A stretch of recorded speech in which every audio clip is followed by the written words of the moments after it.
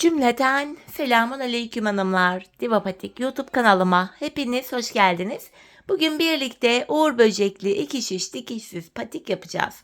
Ben patiğimde krem, siyah ve kırmızı olmak üzere 3 tane normal patikli gibi kullandım. Şişlerim 3 numara. Modelimiz de bu şekilde. Çok güzel, çok şık, hoş bir model oldu hanımlar. Patiğimizin tabanı, topuğumuz hiçbir yerinde dikişimiz yok.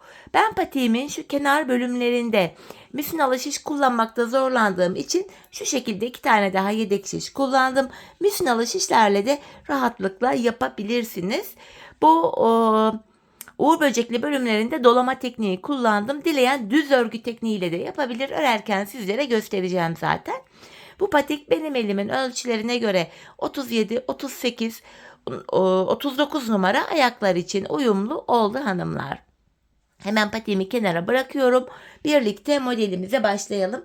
Patiğimize bilek bölümünden başlıyoruz hanımlar. Yani boğaz kısmından başlıyoruz. Krem ipimiz ile. İpimin ucunda şöyle bir miktar bir ip bıraktım. İlmeklerimi atıyorum. Patiğimize 55 ilmek olarak başlayacağız. 4, 5, 6, 7. Bu şekilde 55 ilmek atalım gelelim. 55 ilmeğimi attım hanımlar. Hemen şu ucumuza bir düğüm atıyorum. Patiğimizin bilek bölümünde bir düz bir ters lastik yapacağız. Kenar ilmeğimi örmeden alıyorum. Ardından ilmeklerimi sırasıyla bir ilmek ters, bir ilmek düz, bir ilmek ters, bir düz, bir ters, bir düz, bir ters, bir düz, bir ters, bir düz. Bu şekilde örüyorum hanımlar. Sıra sonuna kadar örelim gelelim. Sıra sonuna kadar ördüm ilmeklerimi. Şimdi geri dönüyorum. Ön yüzdeyim. Ön yüzde olduğumuzu şöyle kabul ediyorum. Şu başlangıç ipimiz sol taraftaysa ön yüzde yüz demektir. Yani arka yüzde bir sıra lastiğimizi ördük. Şimdi ön yüzde lastikte ikinci sıradayız. Kenar ilmeğimi aldıktan sonra ilmekleri gördüğüm gibi öreceğim. Bakın önde bir düz ilmeğim var. Düz örüyorum. Tersimi ters. İlmekleri gördüğümüz gibi örüyoruz. Bir düz, bir ters. Bir düz, bir ters. Bu şekilde sıra sonuna kadar öreceğiz. İkinci sıramız tamamlanmış olacak. Arka yüzde tekrar ilmekleri gördüğümüz gibi yani bir düz bir ters öreceğiz. 3 sıra. Ön yüzde aynı işlemi yapacağız. 4. Bu şekilde lastiğimize devam edeceğiz hanımlar. Patiğimizin bilek bölümüne ben toplamda 15 sıra lastik ördüm. Burada 15 sıra lastiğimiz var. Şimdi ben hemen 15 sıra lastiğimi tamamlayıp geliyorum. Ardından buluşalım. Evet hanımlar 15 sıra lastiğimi ördüm ve geldim. Şimdi ön yüzdeyim. Bu aşamada patiğimizin şu iki yanına, şu iki kenarına 18'er ilmek haroşa öreceğiz. Ortada kalan 19 ilmeği de ön yüzde düz, arka yüzde ters olacak şekilde öreceğiz. Bu şekilde hanımlar ben haroşa örgüyü hem ön hem arka yüzde düz örgü örerek elde ediyorum. Bu aşamada hem ön yüzdeyim hem yanlardaki 18'er ilmek haroşamız düz örülecek. Hem de ortadaki 19 ilmeğimiz ön yüzde olduğumuz için düz olarak örülecek. Bu şekilde ilmeklerimizin tamamını sıra sonuna kadar düz örüp geliyorum. Sıra sonuna kadar ilmeklerimi düz ördüm. Şimdi arka yüzdeyim. Bu kenardaki ilk 18 haroşa ilmeğimi düz öreceğim. Kenar ilmeği 1, 2, 3, 4, 5, 6, 7, 8, 9, 10, 11, 12, 13, 14, 15, 16, 17, 18. Tam ortadaki uğur böceği yapacağımız 19 ilmek şu anda arka yüzdeyim ters örüyorum. Bakın 3 oldu. 3 ilmek ters ördüm. 4, 5, 6, 7, 8, 9, 10, 11, 12, 13, 14, 15, 16, 17, 18, 19 ve kalan 18 ilmeğimi de yine haroşa yani düz olarak örüyorum. Böylece yanlarda birer dişer haroşamız oldu. Ortadaki 19 ilmeğimizi de ön yüzde düz, arka yüzde ters 2 sıra örmüş olduk. Evet, şimdi tekrar ön yüzdeyiz hanımlar. Aynı işlemi tekrar edeceğiz. Yine ön yüzde ilmeklerin tamamını düz öreceğim. Arka yüzde de sadece yanlardaki 18 haroşamı düz öreceğim. Sadece ortadaki 19 ilmeğimi de ters öreceğim. Bu şekilde ilmeklerimi ön yüzde ve arka yüzde örüp geliyorum.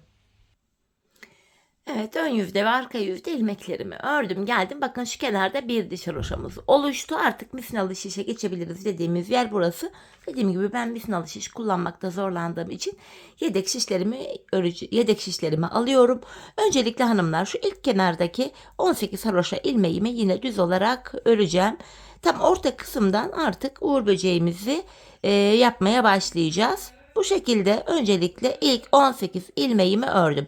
Şimdi bu 18 ilmek burada bekleyecek. Biz sadece ortadaki 19 ilmek ile işleme devam edeceğiz. Yani patiğimizin üst bölümüne. Zaten 19 ilmeğin yeri burada belli. Bu 18 ilmek burada beklesin. Yedek şişimi elime alıyorum. Şimdi hemen uğur böceğimize de başlayacağız. Hemen renkli iplerimi de şöyle yanıma çıkarıp hazırlıyorum. Şimdi uğur böceğimizde hanımlar ilk sıradayız. Birinci sıramızı yapıyoruz. Öncelikle ilk 4 ilmeğimi krem ile örüyorum. 3 ve 4. Şimdi dolama işlemi ile uğur böceğini yapacağız. Hanımlar, dolama yapmak istemeyenler ya da ben beceremiyorum diyenler, mesela ben buraya bir ilmek siyah dolama yapacağım ya, benim bir ilmek dolama yaptığımı normal şöyle düz örgü örerek de yapabilirsiniz. Bakın şöyle bir tane siyah öreceksiniz. Ben bir dolama yapalım diyorsam siz bir ilmek siyah öreceksiniz. Ben dolama yaptığım için hemen şöyle bakın, sıradaki ilmeğimin etrafında siyah ipimi şöyle bir iki kez dolandırıp, ipimiz her zaman patiğimizin arka yüzünde bekliyor. İpimi arkada bırakıyorum. Hemen yanına 1, 2, 3 ilmek krem ördüm. Şöyle ilk dolama yaptığımız ilmeği örüyoruz. Bakın ilk 4 ilmeğimi kremimi düz ördüm. Bir ilmek dolama yaptım. Dolama yaptığım ilmeğimi düz ördüm. Hemen yanına 1, 2, 3 tane krem ördükten sonra bu defa kırmızı ipimi alıyorum. Kırmızı ipim ile buraya bir ilmek dolama yapacağım. Şöyle bir ilmeğe dolamamı yapıyorum. Kırmızımı arkada bıraktım. Dolama işlemi bitince ip arka yüzde bırakıyoruz. Dolama yaptığım ilmeğimi düz olarak ördüm. Tekrar siyah ipimi alıyorum. Ortaya bir ilmek siyah dolamamı yapıyorum. Siyah ipimi ilmeğimin etrafında 2 kez dolandırıp dolama yaptığım ilmeğimi ördüm. Tekrar kırmızımı aldım. Kırmızı ile bir ilmeğe daha şöyle dolamamı yapıyorum. Yani kırmızı ipi ilmeğin etrafında 2 kez döndürdüm. Dolama yaptığım ilmeğimi düz ördüm. Tekrar 1, 2, 3 ilmek düz ördükten sonra siyahımı alarak buradaki bir ilmeğe daha siyah dolamamı yapıyorum. Dolama yaptığım ilmeğimi ördüm. Yanına 1, 2, 3, 4 ilmeğimi düz örüyorum. Bakın bu taraftaki 18 haroşamız bu şişimizde bekliyor. Bunu örmeyeceğiz. Ardından hemen geri dönüyorum hanımlar. Arka yüzdeyim. Dolamalı modelimizde hanımlar ikinci sıradayız. Kenar ilmeğimi aldıktan sonra şu ikinci ilmeğim arka yüzde ilmekleri ters örüyorum. 3, 4, 5 ilmek kenar ilmeği ile birlikte toplam 5 ilmek ters ördüm. Arka yüzde dolamamı yapıyorum. Bir ilmeğe siyah dolama yapacağım. Bakın siyah ipimi alıyorum. Öndeki krem ilmeğin etrafında bir, iki kez dolandırdım. Tekrar siyah ipimi aradan çıkartıp bakın arka yüzde bırakıyorum. Ve dolama yaptığım ilmeğimi arka yüzde olduğum için ters örüyorum. Hemen yanına bir tane krem ördüm ters olarak. Şimdi tekrar krem ipimi alıyorum hanımlar. Krem ipimi aldım. Sıradaki 2 ilmeğe bak krem ipimi bıraktım. Kırmızı ipim ile 2 ilmeğe dolama yapacağım. Bakın şöyle 1, 2 kez dolandırıyorum. Daha dolama yapacağım ilmek olduğu için kırmızı ile kırmızıyı karşıda yani patiğin ön yüzünde bıraktım. Ve dolama yaptığım ilmeğimi krem ipim ile ters örüyorum. Hemen yanındaki ikinci ilmeğime de yine kırmızı ile dolamamı şöyle yapıyorum. 2 kez dolandırıp artık kırmızı ile dolama yapmayacağım. İpimi ters tarafta, benden tarafta bırakıp dolama yaptığım ilmeğimi ters ördüm. Buraya bir tane de siyah dolama yapacağız. Şöyle alttan siyah ipimi alıyorum. Ortadaki bir ilmeğe siyah dolamamı yapıyorum. Siyah ipimi ilmeğin etrafında 2 kez dolandırıp tekrar bu defa arka yüzde yani benden tarafta bıraktım. Dolama yaptığım ilmeğimi krem ipim ile ters ördüm. Tekrar kırmızımı alıyorum. 2 ilmek daha kırmızı dolama yapacağım. Şu birinci ilmeğim. Dolama yaptığımız ilmeğimizi krem ipimizle ters örüyoruz. Unutmuyoruz örmeyi. Şu da ikinci ilmeğim. Dolama işlemim bitti. Kırmızıyı kendime doğru alıp dolama yaptığım ilmeğimi ters örüyorum. Yanına bir tane Kremi ters ördüm. Tekrar siyahımı alıyorum. Bir ilmek siyah dolama yapıyorum. Uğur böceğimizin ayakları oluyor bu tek siyahlar kenardaki. Tekrar siyahımı arkada bırakıp dolama yaptığım ilmeği ters ördüm. Kalan 5 ilmeğimi de ters olarak örüyorum. Uğur böceğimizde böylece ikinci sıramızı tamamladık. Bakın. Şeklimiz bu. Şimdi ön yüzde böceğimizde 3. sıradayız hanımlar. Bu sıramızda bakın sayarak gidelim. Şu kenar ilmeğim 1, 2, 3, 4, 5, 6 ilmek krem ördüm. Sonra kırmızı ipimi alıyorum. 3 ilmeğe kırmızı dolama yapacağım. Bakın şöyle 1, 2 kez kırmızıyı dolandırdım. Dolama yapacağım ilmek devam ettiği için ipim ön yüzde yani benden tarafta bekliyor. Dolama yaptığım ilmeğimi düz örüyorum. Hemen ikinci ilmeğime de dolamamı yapıyorum. Yine kırmızı benden tarafta bekliyor. İlmeğimi düz ördüm yine. Dolama yaptığım ilmeğimi. Şöyle krem ipim ile. Tekrar üçüncü ilmeğime de dolamamı yapıp kırmızımı bu defa arkada bırakıp ilmeğimi örüyorum. Şimdi de ortadaki bir ilmeğe siyah dolama yapacağız. Siyah ipimi aldım. Buradaki ilmeğin etrafında 2 kez dolandırıp arkada bırakıyorum siyahımı. Tekrar kırmızı ipimi aldım. 3 ilmeğe daha dolama yapacağım. Ben 3 ilmeğe dolama yapıyorum. Düz örgü örenler 3 ilmek kırmızı ile örecekler hanımlar. Şu ikinci dolama ilmeğim. Şu da 3. Kırmızımı arkada bıraktım. Dolama yaptım ilmeğimi örüyorum. Yine kalan 6 ilmeğim de düz olarak örülüyor. Bu şekilde hanımlar uğur böceğimizin 3. sırasını da yapmış olduk. Geri dönüyorum. Arka yüzde modelimizde 4. sıramızı yapacağım hanımlar şimdi. Bu 4. sıramızda yine kenar ilmeği 1, 2, 3, 4, 5, 6 ilmek krem ördüm. 6 kremden sonra kırmızı ipimi elime alıyorum. Bir ilmek kırmızı dolama yapacağım. Bakın kırmızı ilmeğin etrafında kırmızıyı 2 kez dolandırıp arkada bıraktım. Çünkü bir ilmeğe dolama yaptık. Dolama yaptığım ilmeğimi ters olarak ördüm. Şimdi de sırasıyla siyah ipimi alacağım. Buradaki ilmeğime siyah ipimle dolamamı yapıyorum. Şöyle siyahımı şuradan aldım. Siyah ipim ile bir ilmek dolama yapıyorum. Ve siyahıma bakın arka yüzde bıraktım. İpler devamlı patiğin arka yüzünde kalıyor. Dolama yaptığım ilmeğimi ördüm. Tekrar kırmızımı alıyorum. Bir ilmek kırmızı dolama yapacağım şimdi. Şöyle kırmızım ile bir ilmek kırmızı dolamamı da yapıyorum. Bir siyah bir kırmızı dolama yapıyoruz hanımlar. Bakın şimdi de bir kırmızı dolamamı yaptım ve dolama yaptığım ilmeğimi ters örüyorum. Tam ortadaki siyah dolama devam edecek. Tekrardan bir ilmeğe siyah dolama yapıyorum. Şöyle alttan siyah ipimi aldım. İlmeğin etrafında hanımlar 2 kez ipimizi döndürüyoruz. Olay bu, bakın 2 kez siyahımı döndürüp arkada bıraktım. Yine dolama yaptığım ilmeğimi ters örüyorum. Bakın. Tekrardan kırmızımı alıyorum. Bir siyah bir kırmızı dolama yapıyoruz burada çünkü. Şöyle. Tekrardan kırmızı ipimi aldım. Bir tane de kırmızı dolama yapacağım. Şöyle ipimi ilmeğin etrafındaki kez dolandırdım ve tekrar dolama yaptığım ilmeğimi krem ile ters örüyorum. Kırmızıdan sonra bir tane siyah dolamamı yapıyorum yine. 2 kez dolandırıp siyah ipi arkada bıraktım. Dolama yaptığım ilmeğimi ters ördüm. Ve son kez bir ilmekte kırmızı ile dolamamı yapacağım. Şöyle kırmızımı aldım ve ilmeğin etrafında kırmızı ipimi 2 kez dolandırıp dolama yaptığım ilmeğimi ters olarak ördüm. Kalan 6 ilmeğim ters örülüyor. Arka yüzde 4. sıramızı da yapmış olduk hanımlar. Şimdi tekrar geri dönüyorum. Ön yüzde uğur böceğinde 5. sıradayız hanımlar. Bu 5. sıramızda tekrar kenar ilmeğim ile birlikte toplam 6 ilmek krem ile örüyorum. Kırmızı ipimi aldım. Şimdi 3 ilmeğe kırmızı dolama yapacağım. Bakın şu birinci dolamam. Şu ikinci dolamam. Şu da 3. dolamam. Kırmızımı arkada bırakıyorum. Dolama yaptığım ilmeğimi ördüm. Tam ortaya bir tane siyah ipimle dolama yapacağım. Bir ilmeğe. Siyah ipimi ilmeğin etrafındaki kez döndürüp dolama yaptığım ilmeğimi düz ördüm. Tekrardan kırmızı ipimi alıyorum. 3 ilmeğe daha kırmızı ile dolamamı yapıyorum. Bakın şu birinci ilmeğim. Şu ikinci ilmeğim.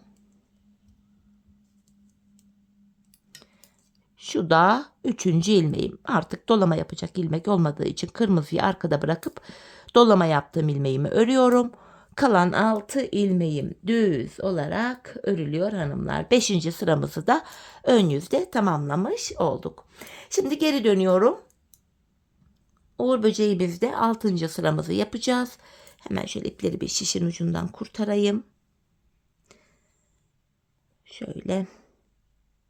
Bu sıramızda da kenar ilmeğim ile birlikte toplam 5 ilmek krem örüyoruz. Şu kenar ilmeğim 1, 2, 3, 4 ve 5.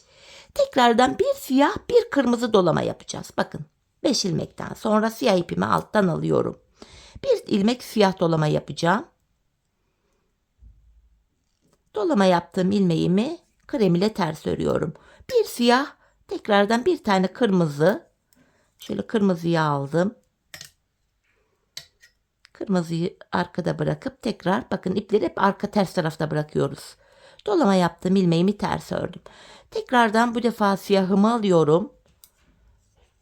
Siyah ipim ile bir ilmek dolama yapıp yani ipleri ilmek etrafındaki kez döndürüp arkada bırakıyoruz. Ardından arka yüzde olduğumuz için dolama yaptığımız ilmekleri ters örüyoruz. Şimdi tekrar kırmızıya aldım. Bir ilmek kırmızı ile dolama yapıyorum. Yine dolama yaptığım ilmeğimi ters ördüm. Şimdi tekrar bakın ortaya tam siyah geliyor. Tekrardan siyah ipimle şöyle bakın alttan siyahımı alıyorum. Siyah ipim ile tekrar buraya dolamamı yapıp ipimi arkada bıraktım. Şöyle benden tarafta daha doğrusu patiğin ters yönünde. İlmeği ters ördüm. Tekrar kırmızıyı alıyorum. Bir kırmızı bir siyah dolama yapıyoruz. Uğur böceğimizin 6. sırası. Böyle tekrardan ilmeğimi ters ördüm. Tekrar siyahımı alıyorum. Bir ilmek siyah dolama. Şöyle siyah ipimle ilmeğin etrafındaki kez dolanıp dolama yaptığım ilmeğimi ters ördüm. Tekrar bir tane kırmızı.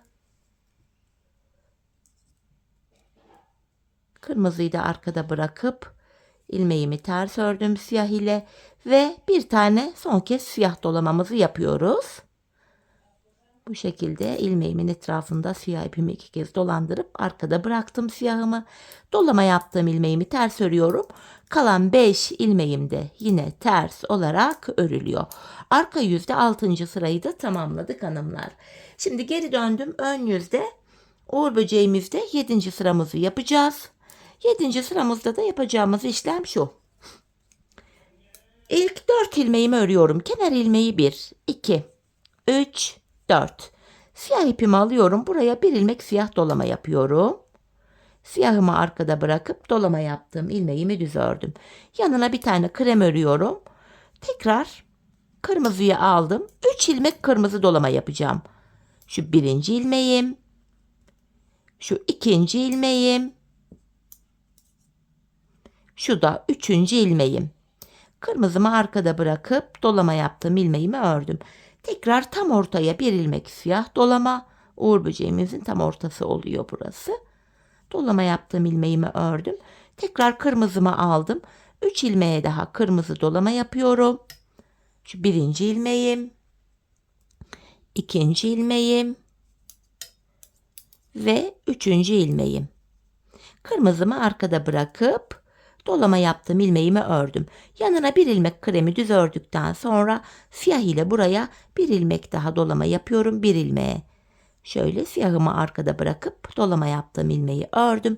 Kalan 4 ilmeğim düz örülüyor. Bu şekilde hanımlar 7. sıramızı ön yüzde tamamladık. Şimdi geri dönüyorum. Arka yüzde Uğur böceğimizde 8. sıradayız. Bu sıramızda kenar ilmeğimi aldım. Şu ikinci ilmeğim 3, 4, 5, 6, 7 ilmek kremi ters ördük toplamda. Kırmızıyı alıyorum.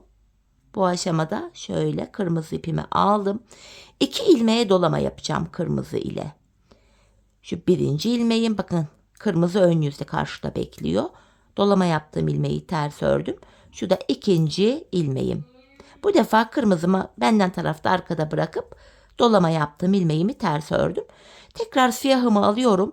Ortadaki bir ilmek tekrar siyah dolama oluyor. Uğur böceğimizin tam ortası burası.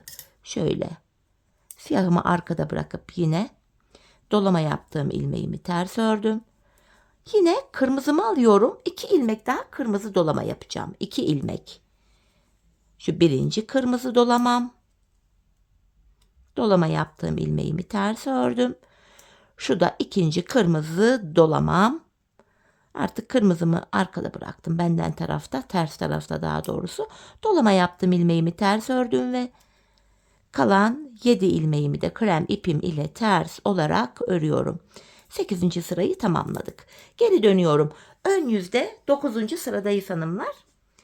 Bu sıramızda yine kenardaki ilk 7 ilmeğimi öreceğim. İlk 7. Kenar ilmeği 1, 2, 3, 4, 5, 6, 7.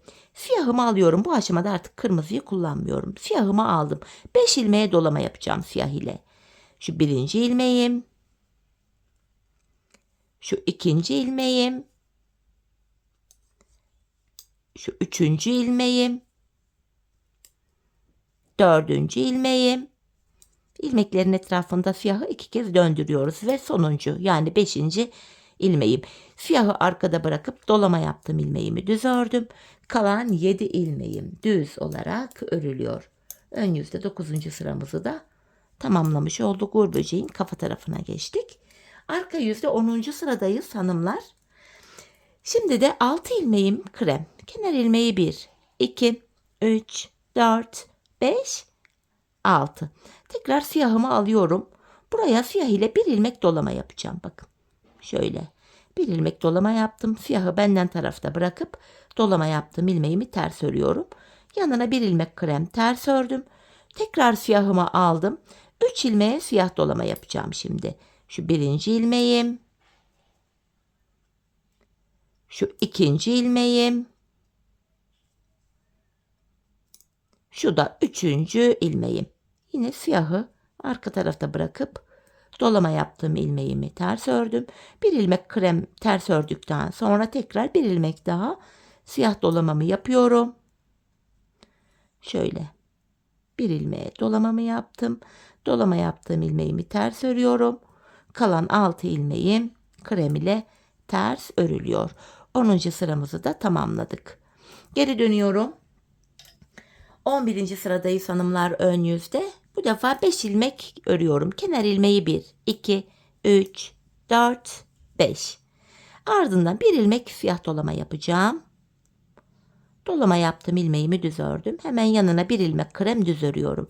Tekrar siyah ile ikinci kez şöyle dolama yapıyorum buraya. Dolama yaptım, ilmeği düz ördüm. Araya bir tane krem düz örüyorum. Tekrar siyah ile buraya bir ilmek dolama yapıyorum.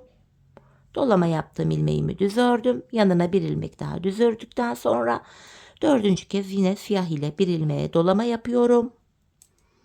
Dolama yaptığım ilmeği ördüm. Yanına bir ilmek krem ile düz ördüm. Tekrar siyah ile 5. kez buraya bir ilmek dolama yapıp dolama yaptığım ilmeğimi düz örüyorum. Ve kalan 5 ilmek düz örülüyor. Evet. Şimdi geri dönüyoruz hanımlar. Arka yüzde 12. sıramıza geldik. Sonuncu sıramız bu. 9 ilmek örüyorum. Kenar ilmeği 1, 2, 3, 4, 5, 6, 7, 8, 9. Ardından tam ortaya bir ilmek siyah dolama yapacağım. Şöyle siyah ipimi ilmeğin etrafında 2 kez dolandırıp İpi benden tarafta bıraktım. Dolama yaptığım ilmeğimi ters örüyorum. Ve kalan 9 ilmeğimiz ters örülüyor. Evet hanımlar, 12 sıradan oluşan ilk uğur böceğimizi böylece yapmış olduk. Bakın şöyle geri döndüğümde uğur böceğimiz tamamlandı. İlk böcek bitti. Bakın aynısı. Şimdi ilmeklerimizi uğur böceği arasında 2 sıra öreceğiz ilmeklerimizi. Şimdi ilmeklerimizin hepsini krem ipimiz ile ön yüzde düz, arka yüzde ters 2 sıra örelim, ardından buluşalım. Evet hanımlar, ön yüzde düz, arka yüzde ters ilmeklerimi krem ipim ile 2 sıra ördüm geldim. Şimdi ikinci uğur böceğimizi yapacağız. İlkini nasıl yaptıysak ikinci de aynı şekilde yapılacak hanımlar. İlk uğur böceğini nasıl yapmıştık hemen ilk sırada sizlere hatırlatacağım. Kenara ilk 4 ilmeğimizi siyah ile krem ile örmüştük. Ardından şöyle alttan siyah ipimi yaklaştırdım. Buraya 1 ilmeğe siyah dolama yapıyorum. Alttaki modelin aynısını yapıyoruz. Hiçbir fark yok. Yanına 3 ilmek krem örüyorum. Ardından yine alttan kırmızı ipimi yaklaştırdım. Kırmızı ipimle buraya 2 dolamamı yapıyorum. Bakın 2 ilmek dolama yapacağız. Çok var. 1 ilmek dolama yapacağız. Şöyle kırmızı markada bırakıp dolama yaptığım ilmeğimi örüyorum. Hemen yanına siyah ile 1 ilmek dolama yapıyorum. Bunu da yine düz ördüm krem ile. Tekrardan 1 ilmek kırmızı dolamamı yapıp kırmızıyı arkada bırakıp ilmeğimi örüyorum. 3 tane daha krem ördüm. Tekrar siyahımı alıyorum. 1 ilmeğe siyah dolamamı yapıp ipimi arkada bırakıp ilmeğimi ördüm. Kalan 4 ilmeğimi örüyorum. Modelin ilk sırasını yine kurduk. Kafanız karışmasın diye bu ilk sırayı gösterdim. Modelin devamını hanımlar biraz videoyu geri alarak şu ilk modelin sıralamalarını takip ederek rahatlıkla yapabilirsiniz. 12 sıradan oluşan ikinci uğur böceği bittikten sonra yine ön yüzde düz arka yüzde ters 2 sıra krem ile örüp aynı uğur böceğini 3. kez yapacağız. Toplamda 3 uğur böceğimiz olacak. En son hanımlar bu 3. uğur böceğimizi hepsini 3 uğur böceğinin tamamını bitirelim. 3. uğur böceğinden sonra ön yüzde düz arka yüzde ters örmeyelim. 3. uğur böceğinin 12. sırasını tamamlayalım. Ardından burun kesiminde buluşalım. Evet hanımlar 3 tane uğur böceğimi tamamladım ve geldim. Şimdi tekrar ön yüzdeyiz. Burun kesimlerini yapacağız bu aşamada. Öncelikle hanımlar kenar ilmeğimi örmeden alıyorum. Kesimlere başlıyoruz. Öndeki ilk 2 ilmeğimi birlikte sola doğru kesiyorum. Yani 2 ilmeği birlikte ördüm. Şimdi son 3 ilmek kalana kadar ön yüzdeyim. İlmeklerimi düz öreceğim. Ardından sol kenarda da kesimimi yapacağım. Bakın son 3 ilmeğim kaldı. Öndeki 2 ilmeği alıyorum. Sağa doğru kesim yapıyorum. Bakın ikinci ilmeği ilkin önüne bırakıp ikisini kestim. Kalan 1 ilmeğimi de düz ördüm. Kesimimi yaptım. Şişimizde böylece 17 ilmek kaldı. 2 ilmek eksildi. Geri döndüm. Arka yüzdeyim. Kenar ilmeğimi aldıktan sonra arka yüzde ilmeklerimi ters örüyorum. Arka yüzde kesme işlemi yapmıyoruz. Kesme işlemi sadece ön yüzde yapılıyor. Evet, sonuncu ilmeğimi de ters ördüm. Tekrar geri döndüm. Yeniden ön yüzdeyim. Kesme işlemini yapacağım. Kenar ilmeğimi aldım. Öndeki 2 ilmeğimi kesiyorum. Şimdi son 3 ilmek kalana kadar ilmeklerimi öreceğim.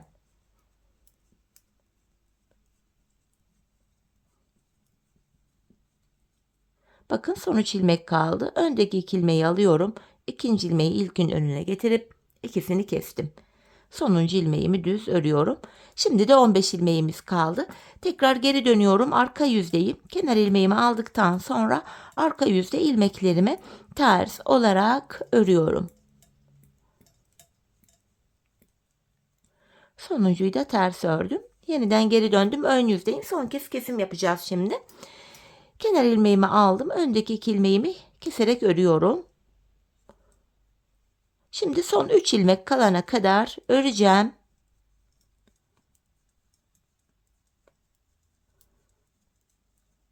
Bakın son 3 kaldı.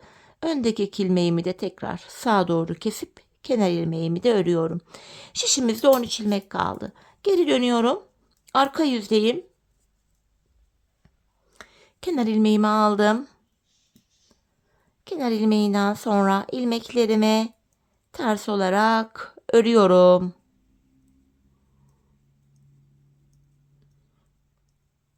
Evet. Şimdi geri döndük hanımlar. Patiğimizin burun kesimini gerçekleştirdik. Burada 13 ilmeğimiz kaldı. Şimdi buradaki ipimi şöyle kesiyorum. Bakın düğüm atacak kadar bıraktım. İpimi kestim. Patiğimizin şu kenar bölümlerini yapacağız. Patiğimizin bu model bölümüne geçerken kenardaki ilk 18 haroşamızı örerek gelmiştik. Şimdi şu kenardan itibaren ilmeklerimi çıkaracağım hanımlar. Şöyle krem ipimi alıyorum. Bakın buralarda kenar ilmek yerleri var. Hemen sırasıyla buralardaki şöyle kenar ilmek yerlerine ilmeğin 2 kanadına birden girerek ilmek çıkartıyorum. Bakın şu birinci ilmeğim. Şu aynı şişe çıkarıyorum. Bakın bu kenardaki şişime ilmek çıkartıyorum. Hemen devam ediyorum. Şu ikinci ilmeğim. Düğümümü atacağım. 2 tane düğüm attım buraya. Devam ediyorum. Şu 3. ilmeğim. Şu 4. ilmeğim. 5, 6. Bakın sırasıyla kenar ilmek yerlerine ilmeğin iki kanadına birden giriyorum. Buraya 3, 6, 8 ilmek çıkarttık. Şu burun kısmına kadar hanımlar bu bölümden toplam 23 ilmek çıkaracağız. Şimdi buraya kadar toplam 23 ilmeğimizi çıkartıp gelelim. Evet, 23 ilmeğimi çıkarttım hanımlar. Şimdi hemen bir diğer şişimi alıyorum. Misinalı şiş kullananlar aynı şişle örmeye devam edecekler. Şimdi bu burundaki 13 ilmeğimi de öreceğim. Artık buralar hanımlar düz örgü, yani haroşa olacak tamamen. Patiğimizin devamında hep haroşa örgü yapacağız. Hemen şuraya 2 tane düğüm attım. İlmeklerimi düz, yani haroşa olarak burada da öreceğim sırasıyla. Şu ipimizin ucunu da atlatarak götürelim, gizlensin. Şöyle. Bu burun kısmındaki 13 ilmeğimizi de ördüm. Şimdi diğer kenara geçtik. Karşı taraftan 23 ilmek çıkartmıştık. Bu kenardan da hanımlar 23 adet ilmek çıkaracağız. Yine kenar ilmek yerlerine ilmeğin iki kanadına birden gireceğiz. Bakın hemen şurada kenar ilmek yerine ilmeğin iki kanadına birden girerek ilk ilmeğimi çıkarttım. Şu ikinci ilmeğim 3, 4, 5, 6, 7, 8, 9. Bu şekilde yine şu kenara kadar buradan da 23 ilmek çıkartıp gelelim. Evet, 23 ilmek buradan çıkarttım hanımlar. Şimdi şişimde kalan bu 18 ilmeğimi de yine normal düz, yani haroşa olarak örüyorum. Yanlardan ilmek çıkartma işlemini de böylece tamamlamış olduk. Burada 18 ilmek vardı. 23 ilmek de buradan çıkarttık. Toplam 41 ilmek oldu bu şişimizde.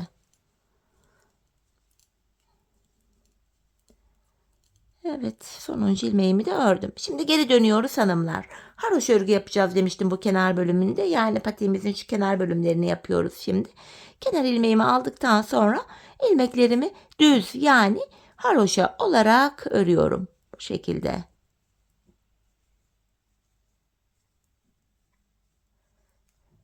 Öncelikle hanımlar bu ilk şiştekileri öreceğiz. Sonra burun kısmındaki 13 ilmeği, sonra diğer taraftaki şöyle dolanarak gidecek.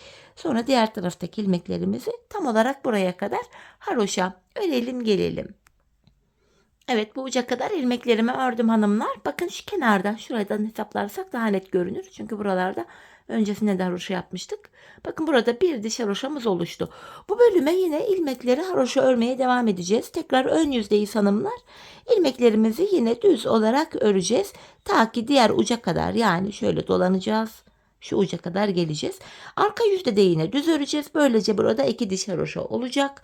Aynı işlemi yine tekrarlayacağız. 3 diş, 4, 5. Burada toplamda hanımlar 7 diş haroşa olana kadar öreceğiz. Ben burada 7 diş haroşa yaptım. Bu kenarı daha büyük yapmak isteyenler 8 ya da 9 diş haroşa da örebilir.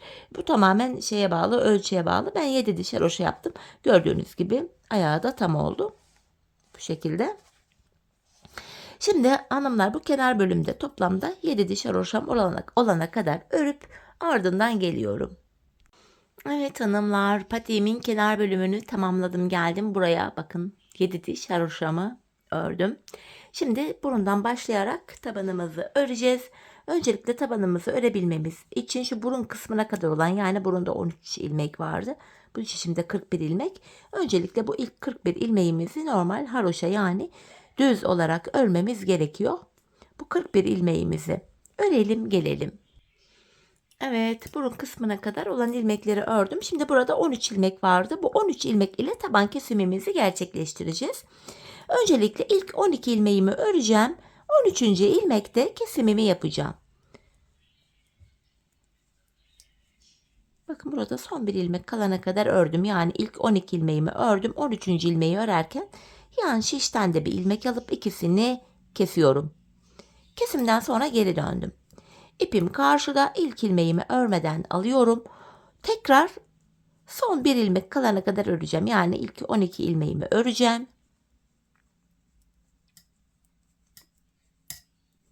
13. ilmekte kenardan da bir ilmek alıp ikisini kesiyorum. Tekrar kesimden sonra geri dönüyoruz. Bu taban bölümde ipimiz hep karşıda oluyor ve ilk ilmeği örmeden alıyoruz. Yapacağımız işlem aynı. Her sırada, her defasında 12 ilmek örüyoruz. 13. ilmekte kesimimizi yapıyoruz. Bakın şu 13. ilmeğim, yan şişten de bir ilmek alıp ikisini bir keserek ördüm. Tekrar geri döndüm. Yine ipim karşıda ve ilk ilmeğimi örmeden alıyorum. Yine 12 ilmeğimi örüyorum.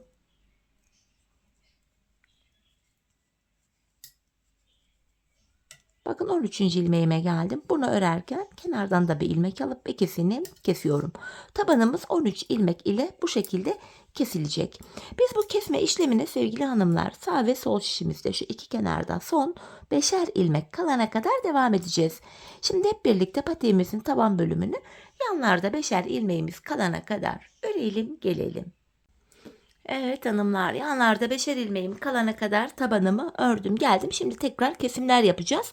Bu aşamada tabanımızda şu son kalan 5 ilmek hariç tabanımda 2 ilmek kalana kadar örüyorum. Yine ipim karşıda, ilk ilmeğimi örmeden aldım.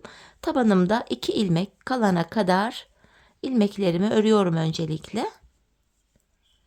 Bakın burada 2 ilmek kaldı. Bu 2 ilmek ile yandan da 1 ilmek aldım. Bu 3 ilmeğin üçünü bir kesiyorum. Geri döndüm. İpim karşıda, ilk ilmeğimi aldım. Yine son 2 ilmeğim kalana kadar öreceğim. Bu son 2 ile yandan da 1 ilmek alıp üçünü kestim. Tekrar geri dönüyorum. Yanlarda 4'er ilmek kaldı. Yine ipim karşıda, ilk ilmeğimi örmeden aldım. Yine yandaki şu 4 ilmek hariç tabanda 2 kalana kadar ilmeklerimi örüyorum. Bu defa yanlardan üçlü kesimler yapıyoruz. Yine bu 2 ilmek ile kenardan da 1 ilmek alıp üçünü bir keserek ördüm. Tekrar geri dönüyorum. İlk ilmeğimi aldıktan sonra tekrar tabanımda 2 ilmek kalana kadar örüyorum. Bu 2 ilmek ile yandan da 1 ilmek alıp üçünü kestim. Geri döndüm. Yine son 2 kalana kadar öreceğim. Bu 2 ilmek ile yandan da 1 ilmek alıp üçünü kesiyorum. Bakın bu kenarda 2 ilmeğimiz kaldı. Tekrar geri döndüm.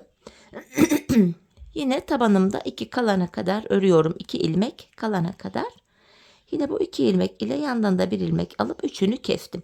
Yanlarda 2'şer ilmeğim kaldı. Kesmeye devam ediyorum. Tekrar tabanımda 2 ilmek kalana kadar ördüm. Yine bu 2 ilmek ile yandan da 1 ilmek alıp üçünü kestim. Yine geri dönüyorum. Tabanımda 2 kalana kadar ördüm. Bu 2 ile yandan da 1 ilmek alıp üçünü kestim. Yeniden geri döndüm. İlk ilmeğimi aldıktan sonra tabanımda 2 kalana kadar ördüm. Yine bu 2 ile yanda kalan son ilmeği de alıp üçünü bir kesiyorum. Tekrar geri döndüm. İlk ilmeğimi örmeden alıyorum. İkinci ilmeğimi de ördüm. Bakın bu tabanda 2 kaldı. Bu 2 ilmek ile kenarda kalan son ilmeği alıp üçünü bir kesiyorum. Artık burada 3 ilmek kaldı. Şimdi tığ yardımı ile bu 3 ilmeğin üçünü bir toplayacağım. Topuk kesiminde böylece burayı bitirmiş oluyoruz. İlmeğimiz kalmadı. Şuraya bir tane zincir attım. Bakın topuğumuz şöyle kapandı hanımlar. Şöyle. Şimdi tığlama tekniğiyle birleştirme yapacağım. Patiğimin ters tarafını şöyle çeviriyorum. Ne yapacağız? Karşılıklı olarak kenar ilmek yerlerine batarak sık iğne tekniği ile arkayı birleştireceğiz. Önce bu taraftaki, sonra da karşı taraftaki kenar ilmek yerine ilmeğin iki kanadına birden batarak şöyle burayı topluyorum. Sık iğne tekniği ile birleştirme işlemini gerçekleştiriyorum. Bu sık iğneyi çok sıkarak yapmayalım. Biraz gevşek yapalım ki arka bölüm şöyle esnesin. Elimi de kestirmiştim bu arada. Bayağı bir şu an canım yanıyor. Çok basit gibi görünüyor ama. Neyse hemen devam ediyorum. Karşılıklı kenar ilmek yerlerine batarak patiğimizin bu arka bölümünü birleştiriyoruz. Şu uçlara gelene kadar, bakın şuralara gelene kadar birleştireceğiz. Birleştirme işlemini yapalım gelelim. Evet, şu uçlara gelene kadar birleştirme işlemini yaptım. Hemen 2 tane zincir çekip ipimi kesiyorum. Hemen bu iplerimizin uçlarını şu arka ilmek aralarına girerek gizleyelim. Tekrar şöyle zincir tekniği ile burayı yeniden düğümledim. Burası sıkı sağlam olsun diye. Bakın ilmek aralarına girerek iplerimin uçlarını şöyle gizliyorum. Evet, şöyle tamamını düzleyelim. Bu şekilde hanımlar patiğimizi tamamladık. Hemen tekrar şu düz tarafını çeviriyorum. Bakın arka bölüm şöyle dikişsiz tığlama tekniğiyle şöyle birleştirmiş olduk. Patiğimiz görüntü itibariyle şöyle. Hemen hanımlar manken ayağıma giydireyim. Birlikte patiğimizin ayaktaki duruşuna bakalım. Çok şık, çok güzel, hoş bir model oldu hanımlar. Ben çok beğenerek, çok severek yaptım. Umarım sizler de benimle birlikte beğenerek, severek yaparsınız. Yapacak olanlara da şimdiden kolay gelsin diyorum. Ve modelimizin ayaktaki duruşu şöyle bakın, gayet esnek bilek kısmı, ayak çok rahat giriyor. Esneklik payı oldukça iyi. Şöyle de göstereyim, elimi sokuyorum bakın. Hani manken ayağı oluyor ama normal ayağı olmuyor diye yorumlar geliyor. Bu yorumlara nazaran gösterebilirim bu şekil. Evet hanımlar, model bu. Yine birlikte güzel bir modelin daha sonuna geldik. Umarım sizlere faydalı, hoş bir video olmuştur. Yeni modellerde, yeni videolarda buluşmak dileğiyle. Şimdilik hoşça kalın, sağlıcakla kalın.